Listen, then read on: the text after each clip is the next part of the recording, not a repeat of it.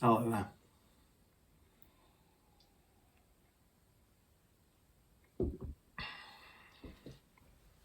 You're going to struggle being a writer without a system. One of the questions I get asked most by my newsletter readers: what's your process from thinking about something through to publishing it? Let's face it, writing on the internet is complicated. There's lots of steps, lots of settings, lots of moving parts. I'm not going to do a load of fancy screenshots and video capture and stuff on this one. Let's just have a chat. That's how my newsletters come across, just a friendly little chat about our writing together. So that's what we're going to do today. I'm not associated with any of the products and services I'll mention today, no sort of affiliation links or anything like that. I'm just a happy customer of all the little bits and bobs that I use. But here's a bit of an overview on how I get 2 of my own newsletters written and published. And it's very similar to how I do some of my client work as well. If it works for me, it'll work for them, and I have a lot of very satisfied customers that appreciate the efficiency and the method that gets them through so that their words get seen by their audience. So what we need to do is split up the whole kind of writing process into the steps that make it up. It all starts with your idea. And one of the worst things you can do with a great idea is to forget it, to lose it. So I have 2 ways of capturing most of my thoughts when they occur to me. The one I use most often, the most popular one I use is voice memos. I've got it on my MacBook, I've got it on the iPhone, I've got it on my watch.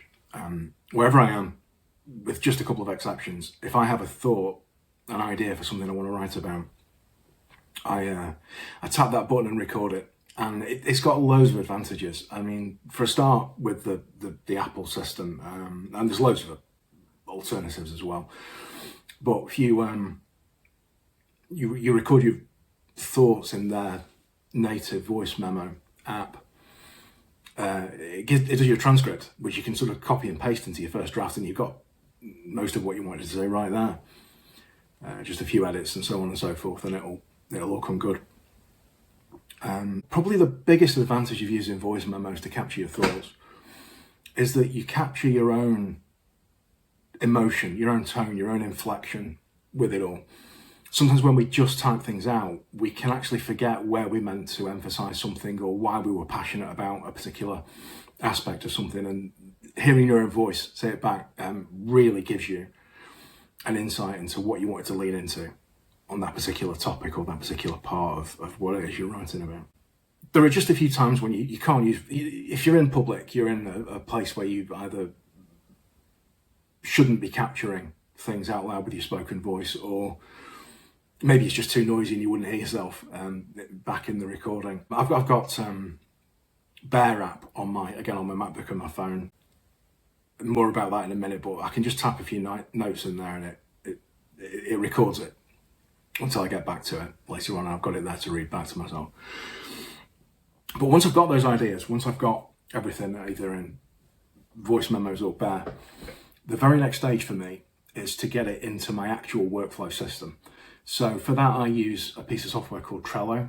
Again, it's free to use. There's a sort of paid option and all the rest of it, like there is with Bear and various other things, but the free one is absolutely fine for what I use it for. Even right up to premium client work, it works fine. If you've heard of Kanban as a workflow system, it's just a way of taking an idea and moving it across your screen as it goes through the various successful steps of the process. And Trello is perfect for that, so that's how it's designed. So that initial idea goes into a Trello board, and I've got a board for We're Writing on the Internet. I've got a board for the Dancing Stepdad, which is my other newsletter that I write for myself. And I've of course got boards for all the client work and all the rest of it as well. And on a Trello Kanban board, you put your various lists in place, and that's going to be the flow through which an idea moves. And for me, this is relatively new, so you get a bit of an insight into a bit of a sort of behind the scenes of a recent change here. But the workflow that I'm using at the moment I'll have my idea and I'll test ideas out on threads. I started an Instagram account fairly recently, and I've been putting some stuff up on Instagram. It's great and all, but I'm finding that more of my writing friends and the audience that I speak to, they're actually in two other places a little bit more than they're actually on Instagram itself. They're on Threads, which is kind of Instagram's form of Twitter, if you like, or X. It's more text-based rather than video-based and images and stuff, so it suits us writers down to the ground for that sort of thing. And also here on YouTube, I mean, my goodness, the channel's only been running for a few days, and the videos and the shorts I'm putting up are getting hundreds of views, some of them more than 1,000 views, which I'm absolutely delighted about. So thank you very much, by the way. Thank you for tuning in so quickly on YouTube and actually seeing what we're all about. It's just lovely being able to share everything with this medium. So yeah, I test stuff out on Threads. I'll take an idea, a spark as I call it. I'll whiz it onto Threads. I do one in the morning, first thing in the morning here in the UK, one last thing at night, just before we sort of shut down here as a family for the evening. In fact, to be quite honest, that last one usually when everybody else already has and they're already asleep. And then over a couple of days, I see what's caught fire, what's actually working, and sometimes I'll have a really great idea, or I believe it's a great idea for something. I'll stick it on Threads and I get zero response. I get almost no views. Nobody says anything. I ask a pretty specific question in the text and just get nothing back. Nobody has an opinion that they want to share, or they don't feel they want to spend the energy to do so. But some of them really catch. Some of them just delight a whole bunch of people, and we get a lovely chat going.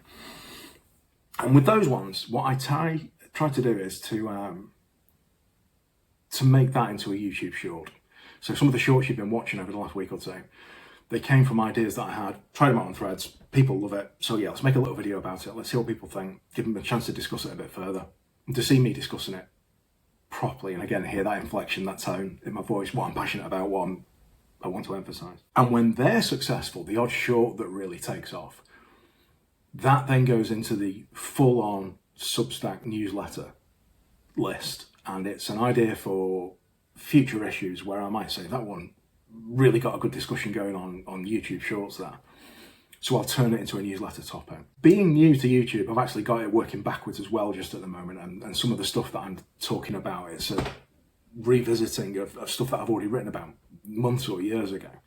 But the process is designed to be one way. And a successful short will potentially become a newsletter. And newsletters, they vary as well in their success rate and their reception, the engagement. But the odd one that really takes off, those are the ones that, just as we are here today, that I actually turn into a full video. And I'm going to turn those into longer YouTube videos where we can really have a proper in-depth discussion about things. So that's the workflow system in Trello. It's how it moves from the idea all the way through to the ultimate conclusion, which might be a newsletter issue or a full YouTube video like this one. When it comes to the actual typing, I do all my drafting in that Bear app that I mentioned where I capture some of my ideas. It's Apple only, I think, although it's not an Apple native product. One of the great things about it is it shares instantly between your phone and your MacBook. Even the watch, I think, has a version of it, although I've not used that. But it's a markdown editor, which means that you just type in plain text. You don't have to do anything fancy with working out titles, subtitles, bold, italics, all that sort of stuff. But then you can wrap a very quick little bit of code around it. Not scary code, not even to the level of HTML and that sort of stuff. It's just tiny little punctuation symbols that we use all the time, but they're used in a special way. And instantly you've got bold, or you've got a heading 1, you've got an H2, whatever the thing is. And the super thing about Markdown is it's almost universally accepted anywhere that you want to publish something. So Substack, Medium, if you're still there, not many are, I don't think, anymore, but for people that are finding some success with Medium, well done. It's great for pasting into interfaces like that, and it just takes all the styling, and with a very few tweaks, it's just exactly how you want it to be. And once I've done all that, once I've done all the drafting, and I'm happy with it myself, I do cheat a little bit. And there's again a free, you don't have to pay for it. There's an online app called Hemingway app, named after the famous author who was almost infamous for demanding writers have short, stern, stark language. Apparently he wasn't the most flowery of writers. And You paste your text into that and it just gives you some suggestions on this sentence is too long and complicated. People are going to struggle with this. It also highlights your use of adverbs. They have their place, but most writing can be improved by taking the adverbs out and making the actual verb stronger. And that's something we're going to go into loads more when we discuss things here on the channel. But an example of that would be, you could say, he ran very quickly, and the word very's in there, and the word quickly's in there. But you could say, he dashed, and it's so much more impactful. And that's the sort of thing that Hemingway tries to get you to do, the app tries to get you to do. So I run it through there and I'm surprised, even after all these years of writing, I'm surprised how much I catch myself out with rambling run-on phrases and all the rest of it. So once I've done that, the newsletters themselves, I use Substack as my newsletter platform, and I found it to be for now the perfect meeting place of newsletter and blog. Again, something we'll talk about loads in the future, but my newsletters aren't the sort of sales pitch, sequence of 5 emails to sell you a product type things. That's not what I mean when I talk about newsletters. I think of it more as a blog. It's something I want to share with you, and the beauty of it being a newsletter is that it gets emailed straight to your inbox. You haven't got to go looking for it. You've not got to go searching for the thing. You're not going to bookmark a website or anything like that. You just open your email like you do every day anyway, and there's my blog, there's my article.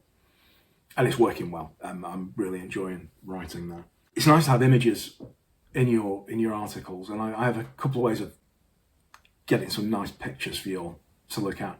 I use Unsplash, which is again a free, again paid options, but it's a free online service where you type in a couple of keywords and you get a selection of stock images.